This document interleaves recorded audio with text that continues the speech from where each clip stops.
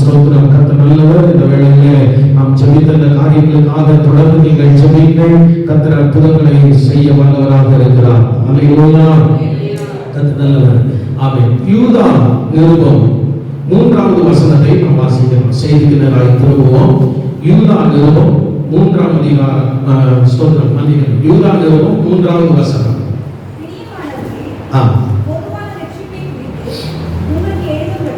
பொதுவான ரட்சிப்பை குறித்து உங்களுக்கு எழுதும்படி நான் மிகவும் கருத்துள்ளவனாய் இருக்கையில் பரிசுத்தவான்களுக்கு ஒரு விசை ஒப்புக் கொடுக்கப்பட்ட விசுவாசத்திற்காக நீங்கள் தைரியமாய் போராட வேண்டும் என்று உங்களுக்கு எழுதி உணர்த்துவது எனக்கு அவசியமாய் கண்டது. அல்லேலூயா. ஏற்கனவே செய்திக்காக ஜெபித்து விட்டபடினாலும் நான் நேரடியாக கர்த்தருடைய வார்த்தைக்குள்ளாக செல்ல ஆசைப்படுகிறேன். நேரம் போகிறது. ஸ்தோத்திரம். பாருங்க, யூதா நிருபத்தை இந்த அப்போஸ்தலன் எழுத ஆரம்பிக்கும் போது, இந்த யூதா நிருபத்தை அவர் எழுத ஆரம்பிக்கும் போது அவர் சொல்லுகிறார், பொதுவான ரட்சிப்பை பற்றி எழுத வேண்டும் என்று மிகவும் கருத்துள்ளவனாக இருந்தேன் என்பதாக சொல்லுகிறார். இந்த நிருபத்தை அவர் எழுதும் பொழுது அவருடைய எண்ணம் எல்லாம் எதுவாக தான் இருந்தது என்று சொன்னால், பொதுவான ரட்சிப்பை குறித்து எழுத வேண்டும் என்பதுதான். ஆனால் அவர் இந்த கடிதத்தை எழுத ஆரம்பிக்கும் போது அப்படி ஆரம்பித்திருந்தாலும் இடையில என்ன நடந்ததோ தெரியவில்லை. அங்கே சொல்லப்பட்டிருக்கிறது, பரிசுத்தவான்களுக்கு ஒரு விசை ஒப்புவிக்கப்பட்ட விசுவாசத்திற்காக நீங்கள் தைரியமாய் போராட வேண்டும் என்று உங்களுக்கு எழுதி உணர்த்துவது எனக்கு அவசியமாய் கண்டது என்று சொல்லுகிறார். அல்லேலூயா. நீங்கள் தைரியமாக போராட வேண்டும்.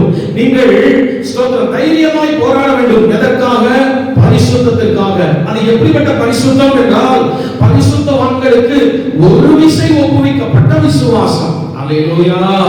ஸ்தோத்திரம். இந்த நாட்களிலே எங்கு பார்த்தாலும் அநேக இடங்களிலே நாம் பார்க்கிறோம் போராட்டங்கள், ஜாதிக்காக, மொழிக்காக, கலாச்சாரங்களுக்காக.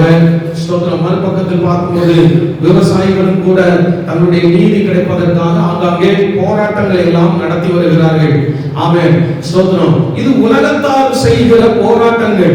ஆனா நீங்களும் நானும் ரட்சிக்கப்பட்ட தேவ பிள்ளைகள் இப்படிப்பட்ட போராட்டங்களை அல்ல. வேதம் சொல்லுகிறது,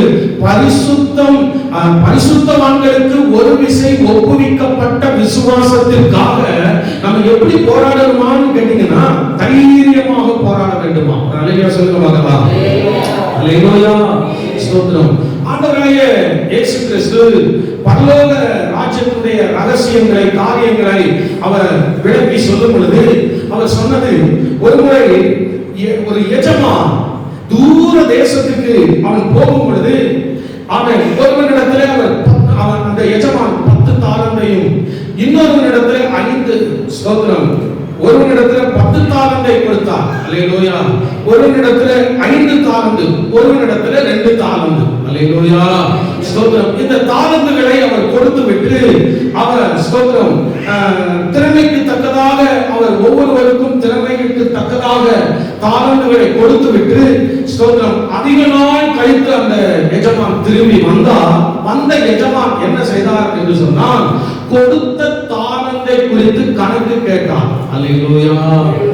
ஸ்தோத்திரம். கொடுத்த தாலந்தை குறித்து அந்த எஜமான் கணக்கு கேட்டான். அப்படியானால் எதை வைத்து அவர்களுக்கு அந்த எஜமான் தாலந்தை கொடுத்து விட்டு போனார் என்றால், அவருடைய ஸ்தோத்திரம் அதாவது அவனுடைய அளவுக்கு தக்கதாக என்பதாக நான் சொல்லுவேன். திறமைக்கு தக்கதாக.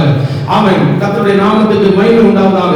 அப்ப நான் சொல்லுவேன், விசுவாசம் எல்லாருக்கும் ஒரே அளவு கொடுக்கப்படுகிறது இல்லை. அல்லேலூயா சொல்லுங்க.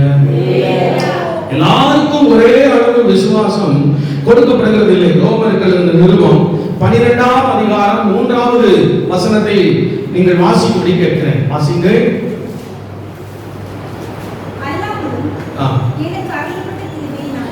எனக்கு அருளப்பட்ட கிருபையினாலே நான் சொல்லுகிறதாவது,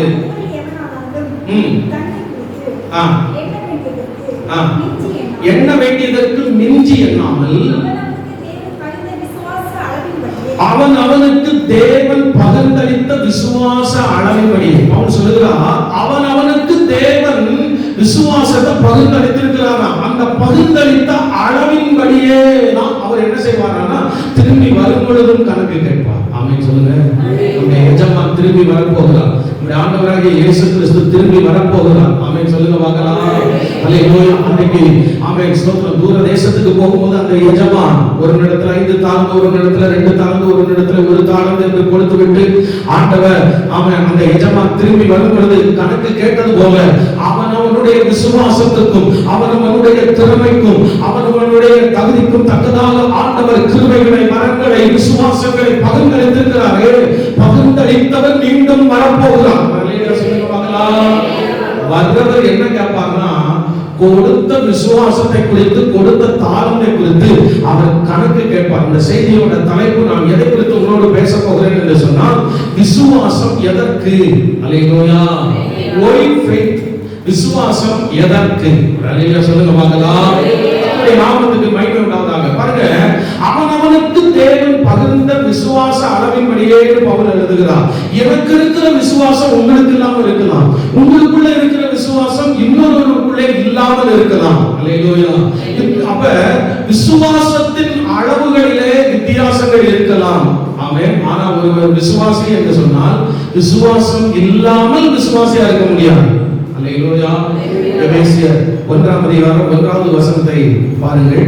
கிறிஸ்து இயேசுவுக்குள், பவுல் அப்படிதான் எழுதுகிறார், கிறிஸ்து இயேசுவுக்குள் விசுவாசிகளாய் இருக்கிற பரிசுத்தவான்களுக்கு. ஆமென் சொல்லுங்க பார்க்கலாம். அப்ப கிறிஸ்து இயேசுவுக்குள்ள விசுவாசிகளாய் இருக்கிறவங்க எல்லாம் யாரு அப்படின்னு கேட்டீங்கன்னா பரிசுத்தவான்கள். ஆமென். இந்த பரிசுத்தவான்கள் கையிலே தான் ஆண்டவர் எதை ஒப்பு கொடுத்திருக்கிறார் என்று கேட்டால் அந்த விசுவாசத்தை ஒப்பு கொடுத்திருக்கிறார். ஆமென் சொல்லுங்க பார்க்கலாம். இப்போ ஆண்டவர் விசுவாசத்தை நம்மகிட்ட ஒப்பு கொடுத்திருக்கிறார். அந்த விசுவாசத்தை நம்ம வந்து காத்துக்கொள்ள வேண்டும். காத்துக்கொள்வதற்காக தைரியமாக போராட வேண்டும் என்று ஆமென் அப்போஸ்தலனாகிய யூதா தன்னுடைய நிருபத்தில் எழுதினதை வாசிக்க கேட்டோம். அல்லேலூயா. ஸ்தோத்திரம். அப்போஸ்தலனாகிய பவுல் தீமோத்தேயு குறித்து தீமோத்தேயுவை எச்சரிக்கும் போது அவர் சொன்ன வார்த்தை 1 தீமோத்தேயு 6ஆம் அதிகாரம் 10வது வசனத்தை பாருங்கள். 1 தீமோத்தேயு 6:10. ஆசை எல்லா தீமைக்கும் வேறாயிருக்கிறது. சிலர் அதை இச்சித்து விசுவாசத்தை விட்டு வழுவி அநேகர் வேதனைகளாலே தங்களை உருவம் குத்திக் கொண்டிருக்கிறார்கள்.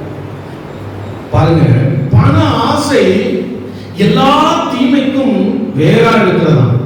சிலர் அதை இச்சித்து விசுவாசத்தை விட்டு வழுவி அநேக வேதனைகளினாலே தங்களை உருவ குத்திக் கொள்கிறார்கள். அப்ப ஒரு காலத்துல விசுவாசிகளாக, ஒரு காலத்துல நல்ல பரிசுத்தவான்களாக இருந்த தேவ பிள்ளைகள் எப்படிப்பட்டவர்களாய் மாறி போனார்கள் என்று கேட்டால், ஸ்தோத்திரம், பாருங்க, விசுவாசத்தை விட்டு வழுவி போனவர்களாய் மாறி போனார்கள் என்பதாக எழுதுகிறார். அல்லேலூயா. தீமோத்தேயுக்கு எச்சரித்து எழுதும்போது, தீமோத்தேயுவே ஸ்தோத்திரம், ஒரு காலத்துல விசுவாசத்துல நல்ல வீரர்களாய் நல்ல பரிசுத்தவான்களாய் இருந்தவர்கள் அந்த விசுவாசத்தை விட்டு வழுவி போய்விட்டார்கள். அவர்களை வழுவி போக பண்ணினது என்ன? பண ஆசை. அல்லேலூயா.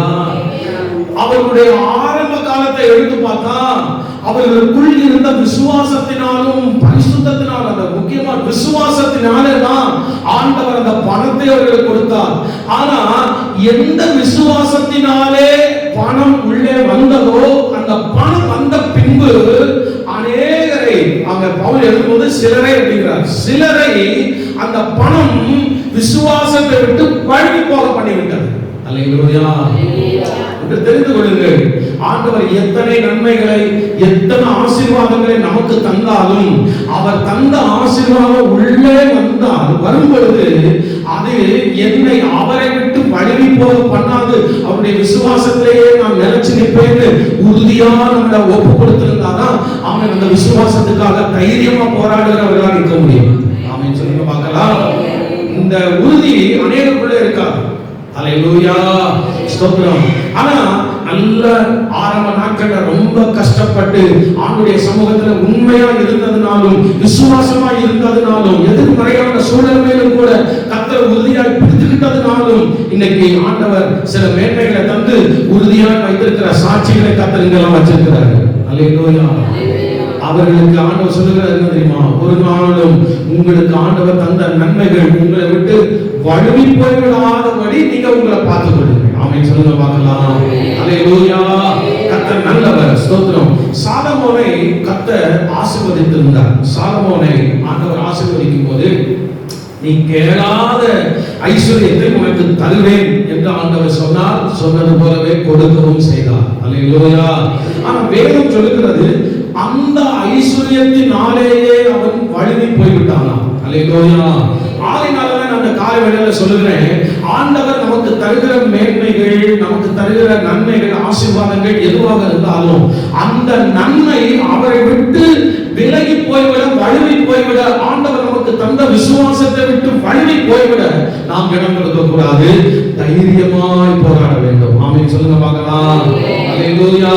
அதனாலதான் பவுல் எழுதுகிறார், அநேகர் இந்த பணத்தை இச்சித்து அவங்க என்ன செஞ்சிட்டாங்கன்னா விசுவாசத்தை விட்டு வழுவி போய்விட்டார்கள் என்பதாக. நீங்க 1 தீமோத்தேயு 4ஆம் அதிகாரம் 1வது வசனத்தை வாசிக்க கேட்கிறேன். 1 தீமோத்தேயு 4ஆம் அதிகாரம் 1வது வசனம் வாசிங்க.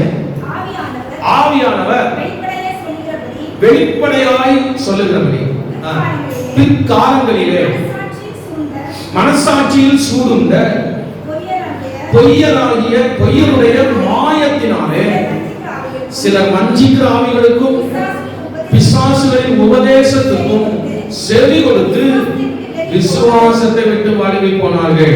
ஒன்று அவர்களை வழுவி போக பண்ணினது பண ஆசை வழுவி போக பண்ணிவிட்டது. இங்கே எழுதுகிறார், அந்த தீமோத்தேயுக்கு சொல்லும் பொழுது சிலர் வஞ்சிக்கிற ஆவிகளுக்கு இடம் கொடுத்து அவன் வழுவி போய்விட்டார்கள். பிசாசுகளின் உபதேசத்துக்கு செவி கொடுத்து விசுவாசத்தை விட்டு வழுவி போய்விட்டார்கள். அல்லேலூயா. ஞாயிற்றுக்கிழமை தானே, இந்த ஞாயிற்றுக்கிழமையில உனக்கு கிடைக்கிற வருமானம், எல்லாரும் உங்களுக்கு கிடைக்கிற வருமானம் போதும் என்று இருக்கு. ஆமென் சொல்லுங்க பார்க்கலாம். ஆனா பிசாசுகளின் உபதேசம் என்பது ஞாயிற்றுக்கிழமையில ஆராதனைக்கு போனா நமக்கு எந்த வருமானமும் வராது. அதனால வீட்டுல இருக்கிறவங்க போகட்டும், தேடி கொள்ளட்டும். அல்லேலூயா. வீட்டுல ஒரு வேளை 5 பேர் 6 பேர் இப்படி இருக்காங்கன்னா அது மத்த 5 பேர் போகட்டும். ஒரு ஆள் நம்ம போய் ஸ்தோத்திரம் என்ன செஞ்சுக்கிடுவோம், வேலை செஞ்சுக்கிடுவோம். சிலர்கள் அப்படியே அது பிசாசு கொடுக்கிற உபதேசம். ஆமென் சொல்லுங்க பார்க்கலாம்.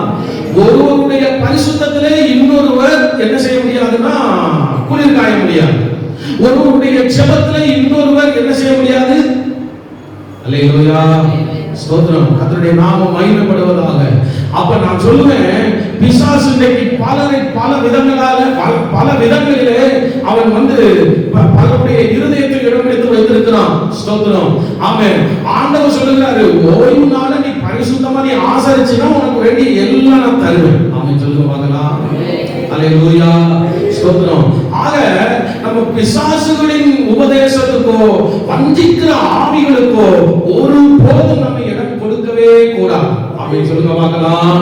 ஸ்தோத்திரம். ஸ்தோத்திரம். இன்னைக்கு நிறைய வஞ்சிக்கிற ஆவிகள்லாம் தேசத்துல கிரியை செய்கிறது.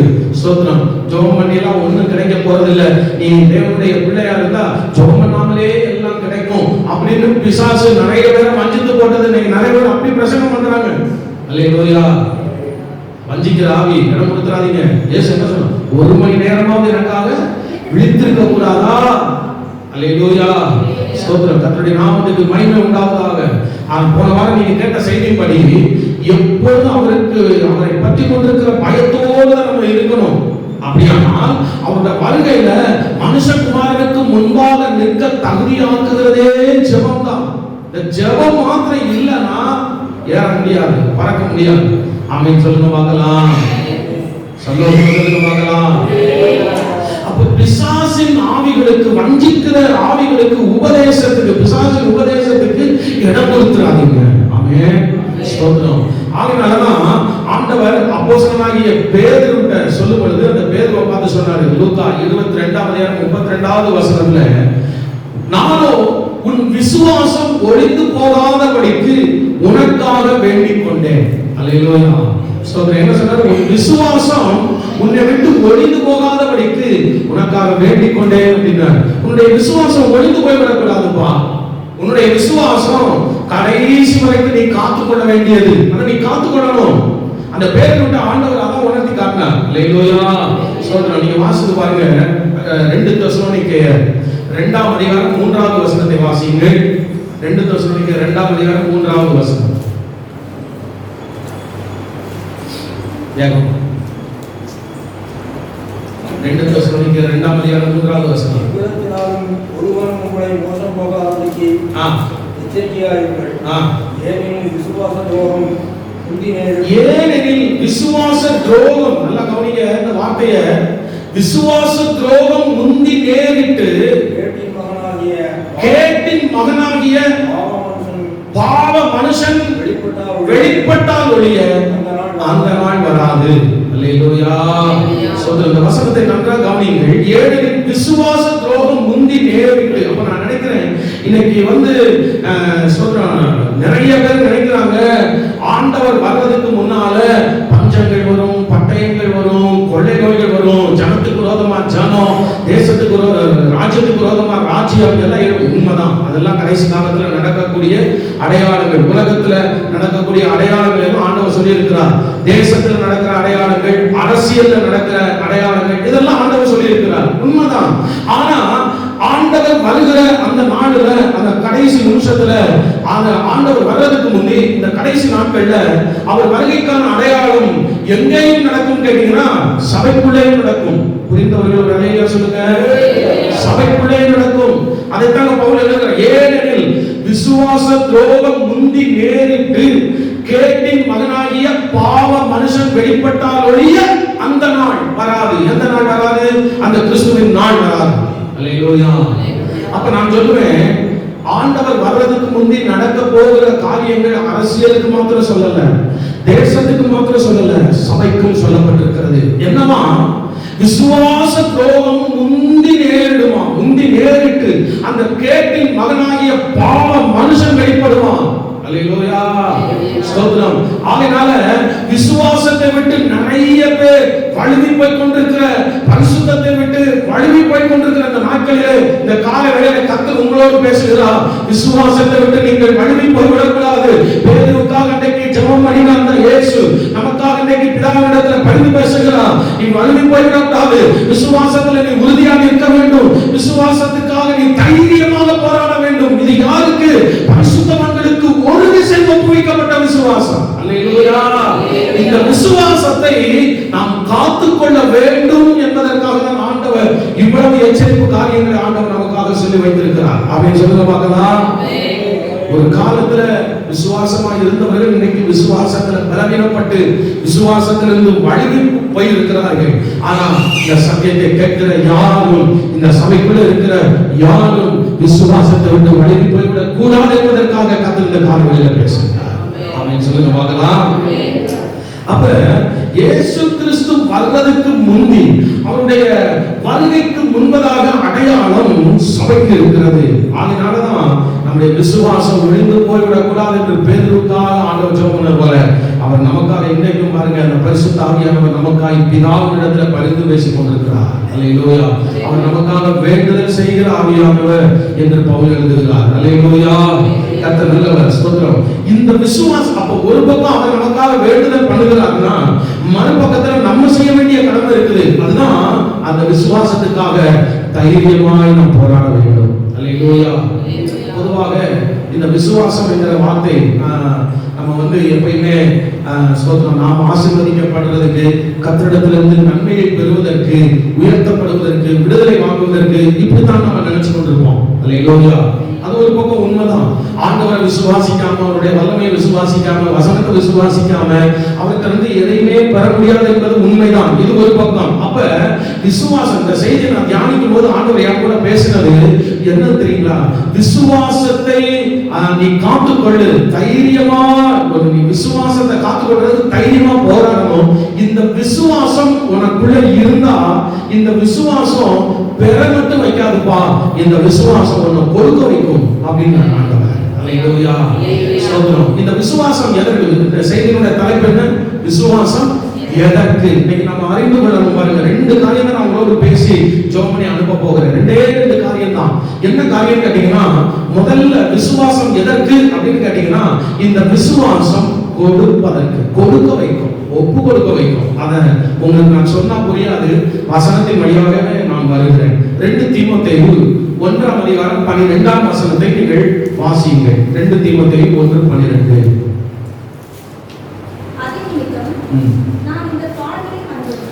அது நிமித்தம் நான் இந்த பாடுகளை அனுபவிக்கிறேன், ஆயினும் நான் வெட்கப்படுகிறதில்லை. பாருங்க, நல்லா கவனிங்க. நான் விசுவாசித்திருக்கிறவர் இன்னார் என்று அறிவேன்.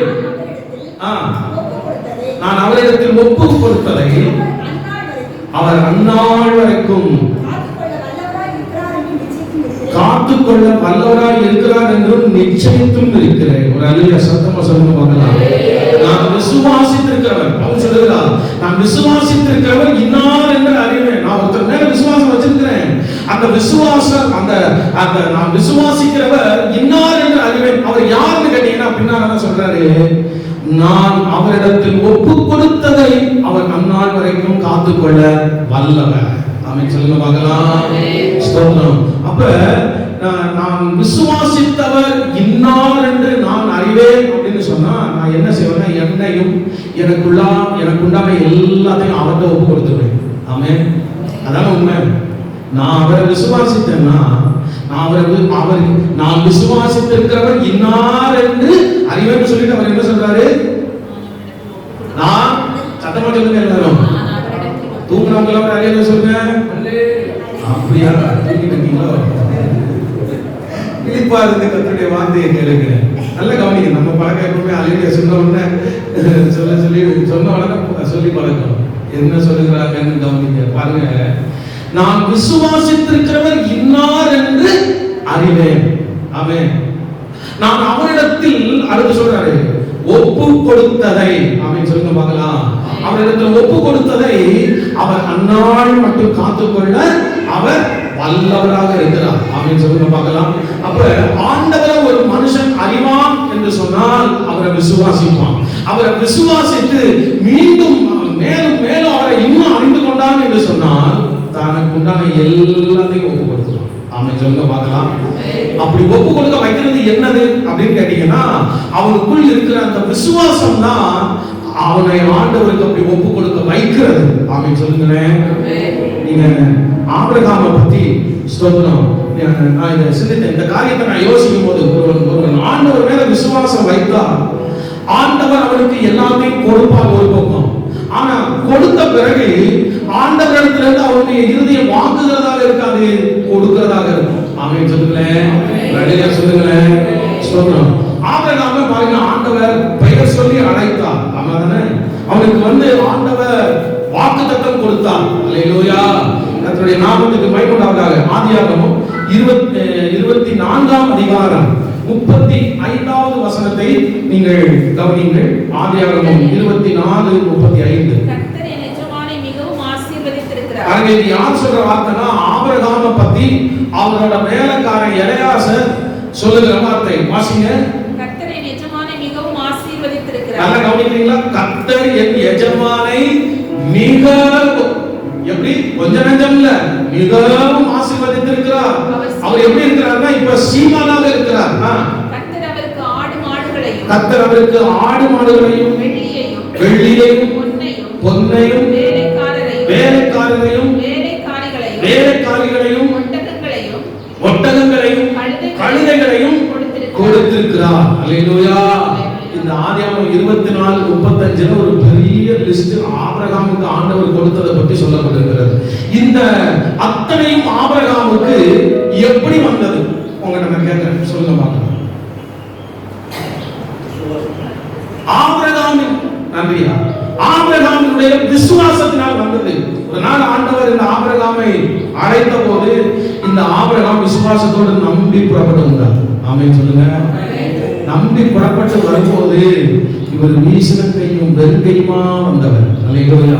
ஜாதியை விட்டு, ஜனத்தை விட்டு, தகப்பனை விட்டு, தாயை விட்டு, ஆமென், எல்லாத்தையும் விட்டு விட்டு ஆண்டவரிடத்துல வந்த இந்த ஆபிரகாம இப்ப கர்த்தர் எப்படி ஆசீர்வதிச்சிருக்கிறார்னா மிகவும் ஆசீர்வதித்திருக்கிறார்.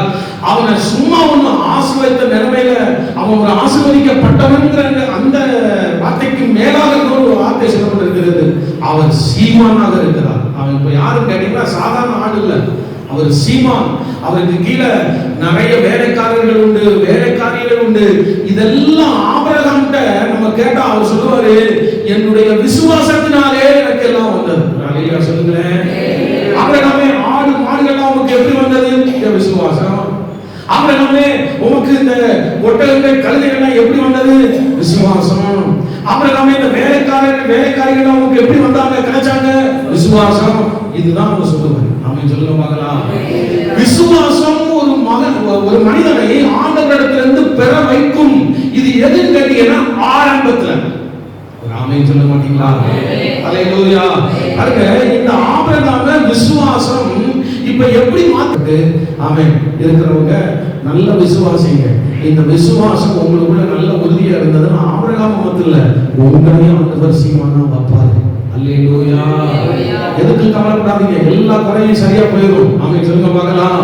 எல்லா வறுமைகளும் தரித்திரங்களும் சரியா போயிடும். அவரை நம்பி அவரை விசுவாசித்து வந்தவர்களை ஆண்டவர் நல்ல ஆசீர்வதிக்கப்பட்ட நிலைமையில சீமானா வச்ச சாட்சிகள் பைபிள்ல இருக்கு. ஆமென் சொல்லுங்க பார்க்கலாம். சரி, ஒரு பக்கம் கர்த்தர் இப்படி ஆசீர்வதித்து உயர்த்துகிறார், சீமானாக்குகிறார். இது எப்பன்னு கேட்டீங்கன்னா நான் சொல்லுவேன், இதெல்லாம் ஆரம்பத்துல அவர் கொடுத்த காரியங்கள். ஆமென். இது ஆபிரகாமினுடைய விசுவாசத்துடைய ஆரம்பம் தான். ஆரம்பத்துக்கு இவ்வளவு ஆசீர்வாதம். ஆனா ஆபிரகாமின் விசுவாசம் முதிர்ச்சி அடைந்த பிறகு ஆமென் அவரோட வாழ்க்கையில ஒரு பெரிய மாற்றம் வந்தது. நீங்க அதை கவனிக்கணும். எபிரேயர் 11ஆம் அதிகாரம் 17ஆம் வசனத்தை நீங்கள் வாசிக்கும்படி கேட்கிறேன். நல்லா கவனிங்க. மேலும் விசுவாசத்தினாலே ஆபிரகாம் தான் சோதிக்கப்பட்ட போது என்ன செஞ்சானா? ஈசாக்கை பலியாக, எல்லாரும் சொல்லுங்க, ஒப்பு கொடுத்தான். ஆமென் சொல்லுங்க பார்க்கலாம். பாருங்க, தேவன் இந்த ஆபிரகாமுக்கு எல்லாவற்றையும் கொடுத்து கொண்டே வந்தார். அவனும் உயர்ந்து உயர்ந்து உயர்ந்து எப்படி ஆயிட்டான்னா சீமானாக அவன் மாறிவிட்டான். ஒரு நாள் ஆண்டவர் இந்த ஆபிரகாமுடைய விசுவாசத்தை சோதிக்க ஆரம்பித்தார். சோதிக்க வேண்டும் என்று விரும்பினார். அல்லேலூயா ஸ்தோத்திரம். அவன் வீட்டுல நிறைய ஆடுகள் இருக்கிறது, மாடுகள் இருக்கிறது, அவனுக்கு வேலைக்காரர்கள் இருக்கிறாங்க, வெள்ளி இருக்குது, பொண்ணு இருக்குது, எல்லாமே இருக்குது. இதெல்லாம் யார் தந்ததுதான்? சொல்லுங்க. கர்த்தர் தந்ததுதான், ஆண்டவர் தந்ததுதான். ஸ்தோத்திரம். இப்போ ஆண்டவர் இந்த ஆபிரகாம் சொல்றாரு, நீ விசுவாசிச்சாயானா ஆமென் நான் உனக்கு கொடுத்ததுல சிறந்ததை எனக்கு கொடு. அல்லேலூயா ஸ்தோத்திரம். எனக்கு நீ சிறந்ததை கொடுக்கணும். இங்க பாருங்க, தேவன் ஸ்தோத்திரம் விசுவாசத்தினாலே இந்த ஆபிரகாம் என்ன செய்தாரானா, வாசிங்க அந்த 17ஆம் வசனம். ஆபிரகாம் தான் சோதிக்கப்பட்ட போது ஈசாக்கை பலியாக ஒப்பு கொடுத்தான்னு சொல்லப்பட்டிருக்கிறது. அல்லேலூயா ஸ்தோத்திரம்.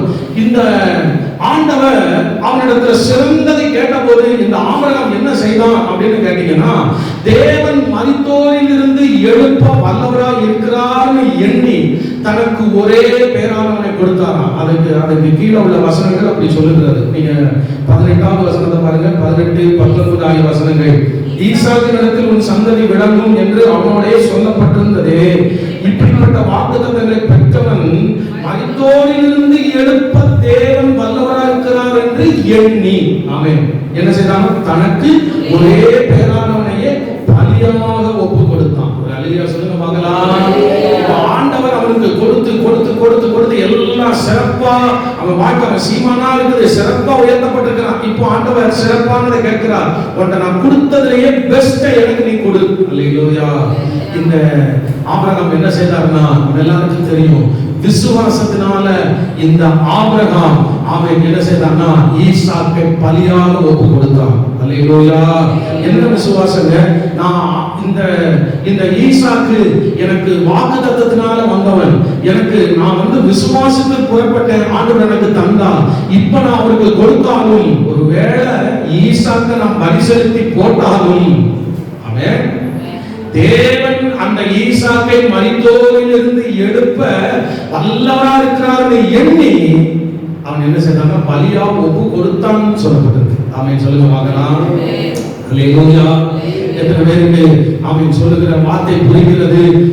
அந்த ஆபிரகாம் அப்ப செய்த பலி என்ன பலின்னு கேட்டீங்கன்னா அவன் விசுவாசத்தோடு செலுத்தின பலி. ஆமென் சொல்லுங்க பார்க்கலாம். ஆரம்பத்தில் பெற்ற விசுவாசம். ஆமென். அத கடைசி வரைக்கும் அவன் காத்து காத்து காத்து காத்து சோதிக்க அந்த விசுவாசம் அவனுக்குள்ள இருக்குதாங்கிறத சோதிக்கிறதுக்கு ஆண்டவர் ஒரு டெஸ்ட் வச்ச போது அந்த விசுவாசத்திலும் ஆபிரகாம் தேர்ச்சி பெற்றார். இந்த ஆபிரகாமின் விசுவாசம் முதிர்ச்சி அடைந்தது. அப்ப நான் சொல்லுவேன், விசுவாசம் எதற்கு என்று கேட்டால் எல்லாம் வாங்குவதற்கு என்று அல்ல.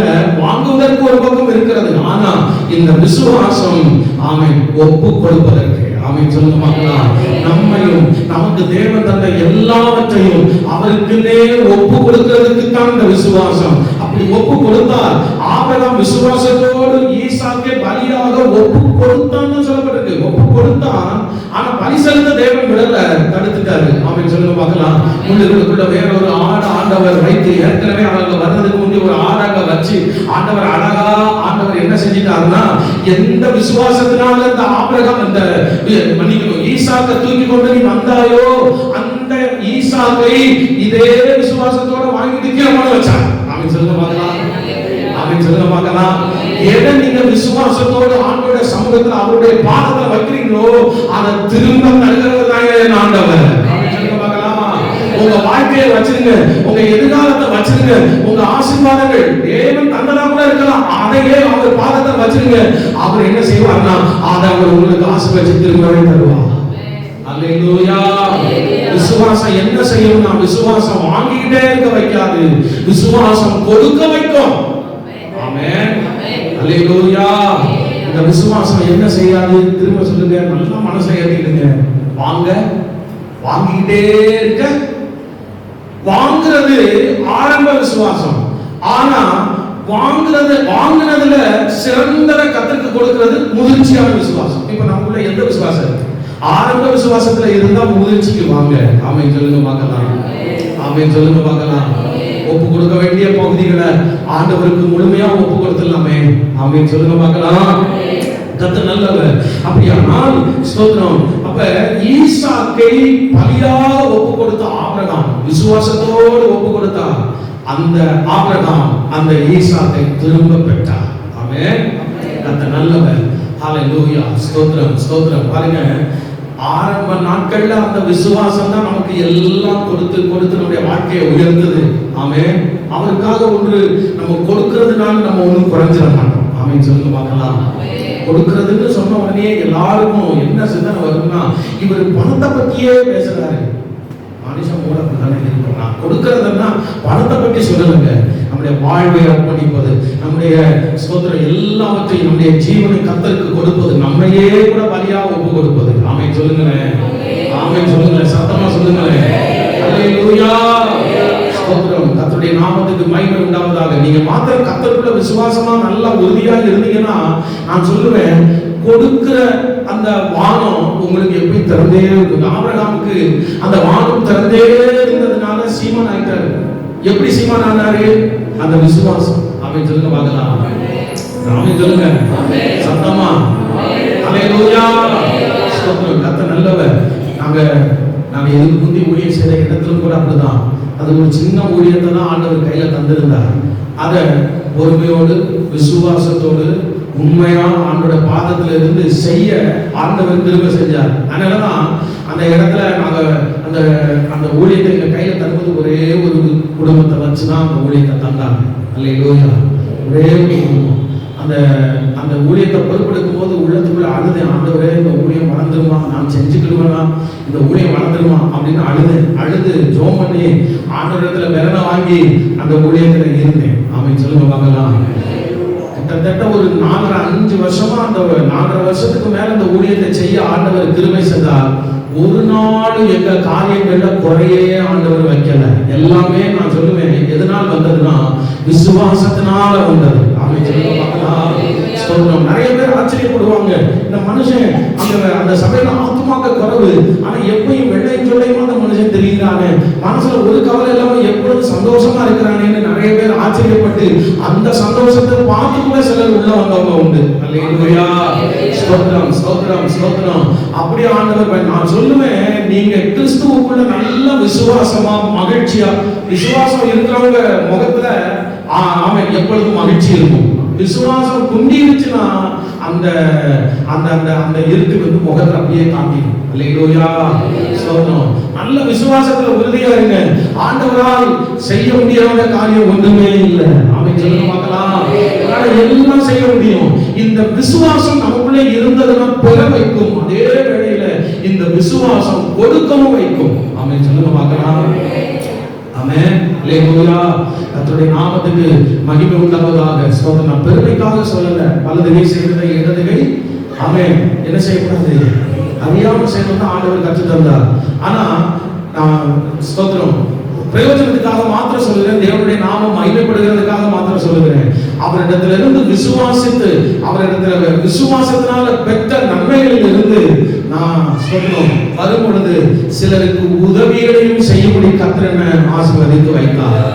அதனாலதான் சிலருக்கு பெரிய சந்தேகம், எப்படி இவர் அங்க இருக்கிற ஊழியம் செய்யும் போது அங்க உதவி வாங்கியிருப்பாரோ, இங்க உதவி வாங்கியிருப்பாரோ, எங்கேயும் உதவி வாங்கல. நான் உதவி வாங்கின ஒன்னே ஒண்ணு, எனக்கு ஒத்தாசை ஒரு பர்வதங்களுக்கு நேராக கண்களை ஏறெடுக்கிறேன்னு சொன்னேன். அங்க இருந்துதான் எனக்கு உதவி வந்தது. அல்லேலூயா, ஸ்தோத்திரம் ஸ்தோத்திரம். கர்த்தர் நல்லவர். அதனால அந்த தேவன் நிச்சயமாய் நம்மை மகிமைப்படுத்த உயர்ந்தவர் வல்லவராக இருக்கிறார். ஆமென், ஸ்தோத்திரம். அதனால நான் சொல்லுவேன், விசுவாசம் ஒரு மனிதனுக்குள்ள இருக்கும் என்று சொன்னால் ஆரம்பத்துல அதை பெற வைக்கும். ஆனா அதே விசுவாசம் முதிர்ச்சி அடைந்து விட்டதானா அந்த விசுவாசம் அவனை கொடுக்க வைக்கும், வாழ்வை கொடுக்க வைக்கும். ஆமென் சொல்லுங்க பார்க்கலாம். அல்லேலூயா சொல்லுங்க பார்க்கலாம். அல்லேலூயா, ஸ்தோத்திரம். போன வாரம் கேட்டீங்க, நோவாவை குறித்து நான் உங்களோட பேசுறேன். நோவாட்ட ஆண்டவர் சொல்லும் பொழுது சொன்னா, சுத்தமான பறவைகளிலே 7 ஜோடுகளை தெரிந்து கொள், சுத்தம் இல்லாத பறவைகளிலே நீ என்ன செய், ஒரு ஜோடு தெரிந்து கொண்டு இப்பேலைக்குள்ள அவன் நீ பிரவேசி அப்படின்னு சொன்னார். நிறைய காரியங்கள் சொன்னார். ஆனா ஜலம் பத்தின பின்பு பாத்தீங்கன்னா வெளியே வரும்போது அவன் எல்லாரும் எவ்வளவு மகிழ்ச்சியா வந்திருப்பாங்க. அந்த பறவைகள், அந்த மிருகங்கள் எல்லாம் எவ்வளவு சந்தோஷமா வந்திருக்கும். கொஞ்சம் யோசிச்சு பாருங்க. அல்லேலூயா. ஆனா வெளியில வந்த பிறகு நோவா அதுல பழுதற்றதை தெரிந்து கொண்டு தேவனுக்கு பலி செலுத்தினான் அப்படின்னு சொல்லப்பட்டிருக்கு. ஆமென். எதை தெரிந்து கொண்டானா, பலி செலுத்துவதற்கு எதை நோவா தெரிந்தெடுத்தார்னா, உள்ள சுத்தம் இல்லாததும் இருந்தது, சுத்தம் உள்ளதும் இருந்தது. ஆனா தேவனுக்கு பலி செலுத்துவதற்கென்று சுத்தமானதை அந்த நோவா தெரிந்து கொண்டு பலி செலுத்தினான். அந்த பலினா அங்க என்ன ஆனதுன்னா, கர்த்தர் சுகந்த வாசனை அதை நுகர்ந்து கொண்டு, நான் மனுஷனுக்கு இனி பூமியை சபிப்பதில்லை ஆண்டவர் சொன்னார். ஆமென் சொல்லுங்க பார்க்கலாம். ஆபிரகாம் செலுத்தின விசுவாச பலியினாலே அந்த ஆபிரகாம் ஈசாக்கை அவன் திரும்ப பெற்றுக் கொண்டான். அப்ப அவனுக்குள்ள இருந்த விசுவாசத்தினால அந்த விசுவாச பலி அவனை திரும்ப பெற வச்சிச்சு. ஆனா நோவாவுக்குள்ள இருந்த விசுவாசம், அவன் சுத்தமானதை தெரிந்து கொண்டு கர்த்தருக்கு அவன் பலி செலுத்தினது நிமித்தம் மற்றவருடைய சாபம் நீங்கி போனது. ஆமென் சொல்லுங்க பார்க்கலாம். அல்லேலூயா. சுத்தமான பறவைகளை தெரிந்து கொண்டு அவன் பலி செலுத்தினது நிமித்தம் சாபம் நீங்கினது போல ஆண்டவர் சொல்லுகிறார், உங்களுக்கு கிடைக்க வேண்டிய ஆசீர்வாதங்கள் உங்களுக்கு கிடைக்கும், உங்கள் மூலமாய் மற்றவர்களுக்கு கிடைக்க வேண்டிய ஆசீர்வாதங்களும் கிடைக்கும். ஆமென் சொல்லுங்க பார்க்கலாம். அல்லேலூயா. கர்த்தருடைய நாமம் மகிமைப்படுவதாக. ஸ்தோத்திரம் ஸ்தோத்திரம். கர்த்தருடைய நாமத்துக்கு மகிமை உண்டாகட்டும். அப்ப விசுவாசம் என்ன? அதனாலதான் பவுல் சொல்றாரு, விசுவாசம் எதுக்குன்னா கொடுப்பதற்கு, ஒப்பு கொடுப்பதற்கு. ஆமென் சொல்லுங்க வைக்கலாம். அதனாலதான் பவுல் சொன்னாரு 2 தீமோத்தேயு 4ஆம் அதிகாரம் 7, 8 ஆகிய வசனங்கள். ஸ்தோத்திரம். 2 தீமோத்தேயு 4ஆம் அதிகாரம் 7, 8 ஆகிய வசனங்கள் வாசிங்க. அது சொல்லும்போது சொல்றாரு, நல்ல போராட்டத்தை போராடினேன், ஓட்டத்தை முடித்தேன், விசுவாசத்தை எதை காத்துக்கொண்டேன்? நல்லா கவனிங்க, விசுவாசத்தை காத்துக்கொண்டேன். இது முதல், எது முதல்? அந்த விசுவாசத்தை அவர் காத்து கொண்டது முதல் என்ன வைக்கப்பட்டிருக்குன்னா, நீதியின் கிரீடம். ஆமென் சொல்லுங்க பார்க்கலாம். அப்ப விசுவாசத்தை காத்து கொண்டு நிற்பவர்களுக்கு ஆண்டவர் நீதியின் கிரீடத்தை ஆண்டவர் வைத்திருக்கிறார். ஆமென் சொல்லுங்க பார்க்கலாம். அல்லேலூயா. கர்த்தருடைய நாமத்துக்கு மகிமை உண்டாவதாக. ஸ்தோத்திரம் ஸ்தோத்திரம். கர்த்தருடைய நாமத்துக்கு மகிமை உண்டாவதாக. இரண்டாவது, அப்ப முதல்ல விசுவாசம் என்ன செய்ய வைக்கும் அப்படின்னா ஒப்பு கொடுக்க வைக்கும். தன்னை ஒப்பு கொடுக்க வைக்கும். பலியாக தன்னை ஒப்பு கொடுக்க வைக்கும். இரண்டாவது விசுவாசம் என்ன செய்யும் கேட்டீங்கன்னா தானியேல் 3:28. தானியேல் 3:28.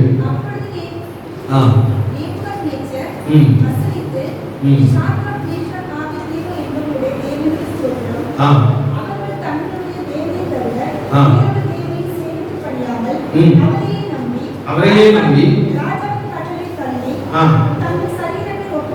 தங்கள் சரீரங்களை ஒப்பு கொடுத்ததுதான். பாருங்க, இங்க சொல்லப்பட்டிருக்கிறது, இந்த தானியேல் தேவனை தவிர வேறொரு தேவனையும் சேவித்து பணியாமல் அவரையே நம்பி ராஜாவின் கட்டளையை தள்ளி தங்கள் சரீரங்களை ஒப்பு கொடுத்தார்கள் என்று எபிரேய புருஷர்கள் புத்தகம் சொல்லப்பட்டிருக்கிறது. ஆமென் சொல்லுங்க பார்க்கலாம். ஹalleluya. அப்ப விசுவாசம் என்ன செய்ய வைக்கிறது அப்படின்னு கேட்டீங்கன்னா பலியாக தங்கள் சரீரங்களை ஒப்பு கொடுக்க வைக்கிறது. ஆமென் சொல்லுங்க பார்க்கலாம். தங்கள் சரீரங்களை இவங்க பலியாக ஒப்பு கொடுத்தார்கள். அன்றைக்கு எவ்வளவோ யூதர்கள் அந்த ஸ்தோத்திரம் பாபிலோனின் அடிமைத்தனத்துல அந்த தேசத்துல எவ்வளவோ யூதர்கள் இருந்தார்கள், இஸ்ரவேல் மக்கள் இருந்தார்கள். ஸ்தோத்திரம். பாருங்க, அந்த விக்கிரகத்தை ஆராதித்த அந்த ராஜாவாகிய நேபுகாத்நேச்சார் என்ன சொன்னார் தெரியுமா?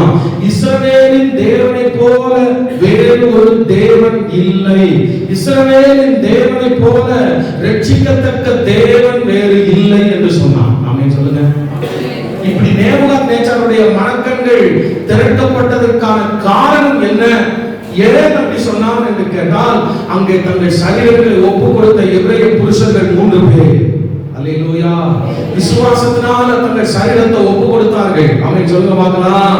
அல்லேலூயா. நாங்கள் ஆராதிக்கிற எங்கள் தேவன் எங்களை தப்புவிப்பார், தப்புவியாமல் போனாலும் நாங்கள் என்ன செய்ய மாட்டோம்னா நீர் நிறுத்தின அந்த பொற்சிலையை நாங்கள் வணங்க மாட்டோம், சேவிக்க மாட்டோம். நாங்கள் வணங்குவது, சேவிப்பது, நாங்கள் அஞ்சுவது, தலை வணங்குவது எல்லாமே எங்க ஆண்டவர் தான். ஆமென் சொல்லுங்க பார்க்கலாம். அல்லேலூயா. அவருடைய நாமம் மகிமைப்படுவதாக. எனக்கு தெரிந்த ஒரு ஃப்ரெண்டு ஸ்தோத்திரம் பந்தல்குடியில, அவர் பேர் ஜான், லக்கி மொபைல்ஸ் வச்சிருக்கிறார். அவருடைய எல்லா வாகனங்களிலும் ஆண்டவர் ஆரம்ப நாட்கள் அவர் ரொம்ப கஷ்டப்பட்டு கொண்டிருந்தார். ஆண்டவர் அவரை ஆசீர்வதித்து உயர்த்தின பின்பு அவர் ஒரு வாசகத்தை எழுதினார். அவரோட 2 வீலர்லயும் அதுதான் இருக்கும், 4 வீலர்லயும் அதுதான் இருக்கும். என்ன வாசகம்னா, நாம் அஞ்சுவதும் நாம் தலை வணங்குவதும் இயேசு ஒருவருக்கு. அல்லேலூயா. ஏன்னா அவருக்கு தெரியும் எவ்வளவு பாடல, எவ்வளவு கஷ்டத்துல, உபத்திரவத்துல நம்ம இருந்தபோது விசுவாசத்துல நம்ம உறுதியா நின்னதுனாலதான் ஆண்டவர் நமக்கு இந்த அற்புதங்களை தான் செய்தார், நம்ம உயர்த்தினார்ங்கிறது அவருக்கு தெரியும். அல்லேலூயா. அவருடைய நாமத்துக்கு மகிமை உண்டாவதாக. ஆக இந்த எபிரேய புருஷர்கள் தைரியமா சொன்னாங்க, ஸ்தோத்திரம், நாங்க நீர் நிறுத்தின அந்த பொற்சிலையை வணங்கவே மாட்டோம், அதை சேவிக்க மாட்டோம் என்று சொன்னார்கள். தங்கள் சரீரங்களை வசனம் சொல்லுகிறது ஒப்பு கொடுத்தார்கள் அப்படின்னு சொல்லப்பட்டிருக்கிறது. இவங்க அப்படி மாத்திரம் ஒப்பு கொடுக்கலன்னு சொன்னா நேபுகாத்நேச்சாருடைய கண் திறக்கப்பட்டிருக்காது. அல்லேலூயா. இஸ்ரவேலின் தேவனை போல அவன் ரட்சிக்கத்தக்க தேவன் வேறு ஒருவர் இல்லை என்று சொல்லக்கூடிய அளவில் அவன் மனக்கண்கள் எல்லாம் திறக்கப்பட்டது. அவன் ஸ்தோத்திரம், அவன் பாருங்க, அவன் ரட்சிக்கப்பட்டவரா மாறினான். அவன் சொல்லுங்க பார்க்கலாம். ஸ்தோத்திரம். பாருங்க, அது மாத்திரம் கிடையாது. இவங்க யாருன்னு கேட்டீங்கன்னா அந்த எபிரேய புருஷர்கள் 3 பேரும் பாபிலோனுக்கு அடிமைகளாய் போனவர்கள். அல்லேலூயா. ஸ்தோத்திரம். பாபிலோன் தேசத்துக்கு அடிமைகளாக இவங்க கொண்டு போகப்பட்டவர்கள். ஸ்தோத்திரம். வேலைக்காரர்களாய் கொண்டு போகப்பட்டவர்கள். இப்போ அவங்க எப்படி ஆயிட்டாங்கிறதையும் கொஞ்சம் பாருங்க. 30வது வசனம், தானியேல் 3:30. பின்பு ராஜா சாத்ராக், மேஷாக், ஆபேத்நேகோ என்பவர்களை பாபிலோன் தேசத்திலே உயர்த்தினான். பாபிலோன் தேசத்திலே இவர்களுக்கு உயர்வு, அந்நிய தேசத்திலே உயர்வு. அவன் சொல்ல பார்க்கலாம். இவங்க இருந்தது அவன் அந்நிய தேசம். அங்கேயும் கூட தங்கள் சரீரங்களை ஒப்பு கொடுக்க வேண்டிய நேரத்தில், பலியாக ஒப்பு கொடுக்க வேண்டிய நேரத்தில் அவர்கள் ஒப்பு கொடுத்தது நிமித்தம் ஆண்டவர் ஒருவனுடைய ஒரு பிரஜாதி ராஜாவுடைய மனக்கண்களை திறந்ததும் அல்லாமல் இவர்களுக்கும் ஆண்டவர் ஒரு உயர்வை தந்தார். அவன் சொல்ல பார்க்கலாம். அல்லேலூயா. அப்ப அப்ப தேவனால் தெரிந்து கொள்ளப்பட்டவர்கள் ஸ்தோத்திரம் நிச்சயமா எந்த பாதை வழியா வருவாங்கன்னு கேட்டீங்கன்னா, அந்த உயர்வு இவர்களுக்கு வருகிறதற்கு முன்பு இவர்களுக்கு பெரிய பாடு, பெரிய சோதனை ஏற்பட்டது நம்ம எல்லாருக்கும் தெரியும். ஆமென். அதுலதான் சொல்றாங்க, எங்களை நீங்க எதுல தூக்கி போட்டாலும் சரி, எங்க ஆண்டவருக்கு மாத்திரம் தான் நாங்க என்ன செய்வோம், பயப்படுவோம். ஆமென் சொல்லுங்க பார்க்கலாம். ஆண்டவர் மாத்திரம் தான் நாங்க தொழுது கொள்வோம்னு சொன்னாங்க. நான் நிச்சயமா சொல்லுகிறேன், இன்னைக்கு நிறைய பேர் ஆண்டவர் மேல விசுவாசம் வைக்கிறவங்க இருக்கிறாங்க. பரிசுத்தவான்கள் என்று சொல்லுகிற கூட்டங்கள் இன்னைக்கு நிறைய இருக்கிறது. ஆனா அவருடையவன் என்று சொன்னால் ஒரு பாதை வழியாக வர வேண்டும். ஏசாயா 43வது அதிகாரம் திருப்புங்க. ஏசாயா 43வது அதிகாரம் முதல் 2 வசனங்களை கொஞ்சம் பொறுமையாய் அவன் வாசிக்கும்படி கேட்கிறேன். இப்பொழுதும் யாக்கோபே, உன்னை சிருஷ்டித்தவரும் உன்னை உருவாக்கினவருமாகிய கர்த்தர் சொல்லுகிறதாவது, பயப்படாதே. ஆண்டவர் சொல்றார், உன்னை பெயர் சொல்லி அழைத்தேன், நீ என்னுடையவன், நீ தண்ணீர்களை கடக்கும் போது. நல்லா கவனிக்கிறீங்களா? வசனத்தை கவனிக்கிறீங்களா? ஆமென். ஆண்டவர் சொல்றாரு இந்த வசனத்தை துவக்கும் போது, இப்போதும் யாக்கோபே உன்னை சிருஷ்டித்தவரும் இஸ்ரவேலே உன்னை உருவாக்கினவருமாகிய கர்த்தர் சொல்லுகிறதாவது. அந்த வசனத்தின் பின்பகுதி அடுத்து பாருங்க, உன்னை பெயர் சொல்லி அழைத்தேன், நீ என்னுடையவன்கிறார். ஆமென். நான் அவருடையவன் விசுவாசிக்கிறவங்க சத்தமோட அல்லேலூயா சொல்லுங்க. அல்லேலூயா. எல்லாம் அவருடையவர்கள். ஆண்டவர் சொல்றாரு நீ என்னுடையவன். அப்ப நீ என்னுடையவன் அப்படின்னு சொல்லிட்டு ஆண்டவர் சொல்றாரு, நீ தண்ணீர்களை கடக்கும் போது நான் உன்னோடு இருப்பேன். அப்ப அவருடையவன் என்று சொன்னால், ஆமென், எந்த பாதை வழியா கடந்து போகணும்னா தண்ணீர்களின் வழியா. அடுத்து சொல்றாரு, தண்ணீர் மாத்திரம் அல்ல, நீ தண்ணீர்களை கடக்கும் போது உன்னோடு இருப்பேன், நீ ஆறுகளை கடக்கும் போது. இது அளவுல கொஞ்சம் கூடுன பாடு. முதலையாவது தண்ணி. இப்ப என்னன்னு கேட்டீங்கன்னா, அதே தண்ணி சரீரத்துல பாதி அளவு முக்கிற அளவுக்கு ஆறா இருக்கு. அல்லேலூயா ஸ்தோத்திரம். அடுத்து சொல்றாரு, நீ அக்னியில நடக்கும்போது, இப்ப தண்ணீர்ல நடக்கும்போது, தண்ணீர்ல இருக்கும் போதாவது ஸ்தோத்திரம், தண்ணீர்ங்கிறதே ஒரு பிரச்சனை தான். ஆனா அதாவது முதல்ல இழுத்துட்டு போற அளவுக்கு வரல, பிறகு அது இழுத்துட்டு போற அளவுக்கு ஆறு மாதிரி வருது. அல்லேலூயா. அப்போது சொல்றாரு நான் உங்களை இருப்பேன்னு. இப்ப அதாவது ஒரு பக்கம் கொஞ்சம் குளிர் இருக்கும்னு வைங்களேன், இப்ப ஒரே வேதனை. அல்லேலூயா. அக்னியில தூக்கி போட்ட மாதிரி உபத்திரவங்க பாருங்க. அக்னியில நீ நடக்கும் போது வேறாதிருப்பாய், அக்னி ஜுவாலை உன் பேரில் பற்றாது. ஆமென் சொல்லுங்க பார்க்கலாம். அல்லேலூயா ஸ்தோத்திரம் ஸ்தோத்திரம். அப்ப நான் நிச்சயமா சொல்லுவேன், அவருடையவன் அவருடையவள் என்று சொன்னால் அவர்கள் போகிற பாதை ஒன்று இருக்கிறது. என்ன பாதை என்று கேட்டா, அவர்கள் தண்ணீரை கடக்கணும், ஆறுகளை கடக்கணும், அக்னியை கடக்கணும். ஆமென் சொல்லுங்க பார்க்கலாம். அல்லேலூயா ஸ்தோத்திரம் ஸ்தோத்திரம். இப்படி நீங்க கடக்கணும், அந்த பாதை வழியாக தான் போகணும்னு பாதையை நியமிச்சது மாத்திரம் இல்ல, ஒரு தைரியத்தை கொடுத்துட்டாரு. எதுவும் உன் மேல பொருளாது, நான் உன் கூட இருப்பேன். எதுவும் என்ன செய்யாதுன்னா சேதப்படுத்தாது, அக்னி ஜுவாலை கூட உன் பேர்ல பட்டாது, நான் உன் கூட இருப்பேன். ஆமென் சொல்லுங்க பார்க்கலாம். அப்ப நான் என்ன சொல்லுவேன்னு கேட்டீங்கன்னா, இந்த வாக்குத்தத்த வசனத்தை தான் அன்றைக்கு சாத்ராக் மேஷாக் ஆபேத்நேகோ உறுதியாக பிடித்துக் கொண்டு இந்த உபத்திரவத்தின் வழியா இப்ப நான் போகிறேன். இந்த ராஜா என்ன செஞ்சிருக்கிறான்னா, 7 மடங்கு எரிகிற சூளையை எனக்காக உண்டு பண்ணி வச்சிருக்கிறான். ஆனா இதன் நடுவிலையும் எனக்காக ஒருவர் இறங்குகிற ஒரு ஆண்டவர் கூட உண்டுங்கிற விசுவாசத்தினாலதான் தங்கள் சரீரங்களை பலியாக ஒப்பு கொடுத்தார்கள். ஆமென். இவர்கள் அப்படி விசுவாசித்து வசனத்தை, ஆண்டவருடைய வாக்குத்தத்தத்தை விசுவாசித்து ஒப்பு கொடுத்ததினால் அங்க 2 காரியம் நடந்ததை நான் திரும்ப உங்களுக்கு ஞாபகப்படுத்துகிறேன். அந்த பிரஜாதி ராஜாவோட மனக்கண் திறக்கப்பட்டது ஒன்று.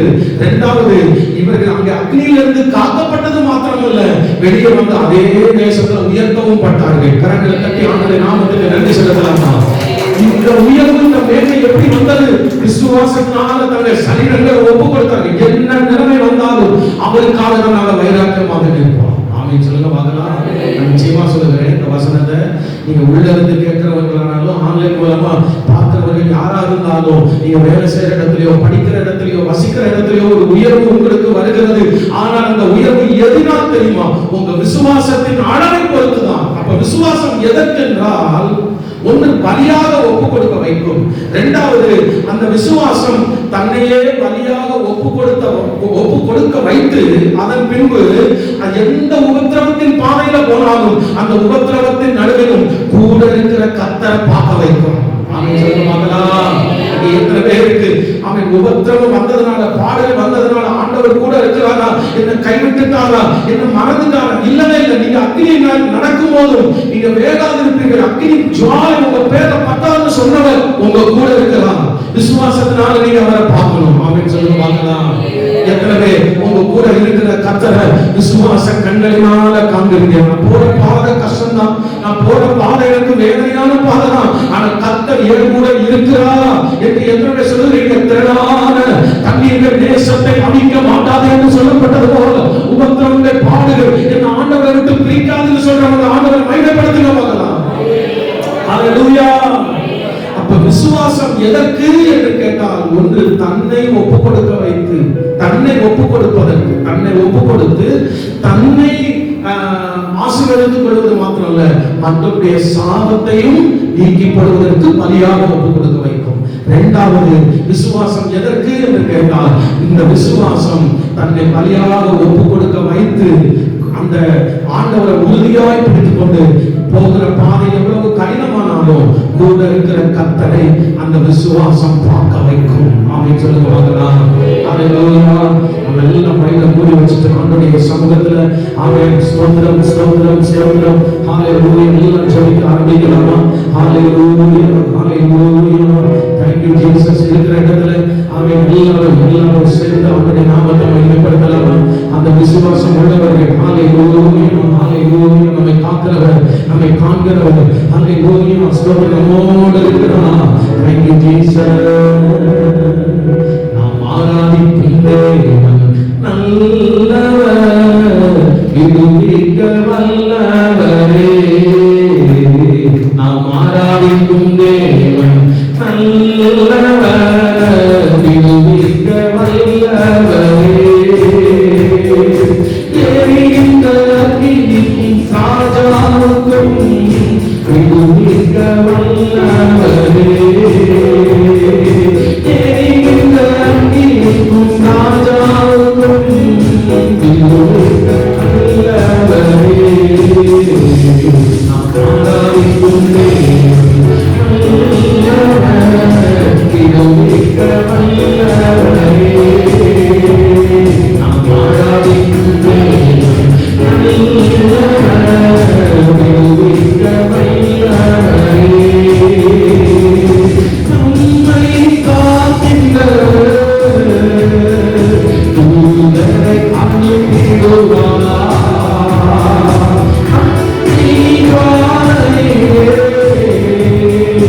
அணியாமல் காத்திடுவார். நம்மை காக்கின்றவர் தூதரை அனுப்பிடுவார். அக்கினி பாதையிலே அணியாமல் காத்திடுவார். இடைவிடாமல் ஆராதிப்போம் நம் வாழ்வில் ஜெயமே. இடைவிடாமல் ஆராதிப்போம் நம் வாழ்வில் ஜெயமே. நாம் ஆராதிக்கும் தேவன் நல்லவர், விடுவிக்க வல்லவரே. நாம் ஆராதிக்கும் தேவன் நல்லவர், விடுவிக்க வல்லவரே. நம்மை அழைத்தவரோ கைவிடவே மாட்டார். கலங்காமல் முன் செல்கிறவர் கரம் பற்றி நடத்திடுவார். நம்மை அழைத்தவரோ கைவிடவே மாட்டார். கலங்காமல் முன் செல்கிறவர் கரம் பற்றி நடத்திடுவார். இதை நாமல் ஆராதிப்போம்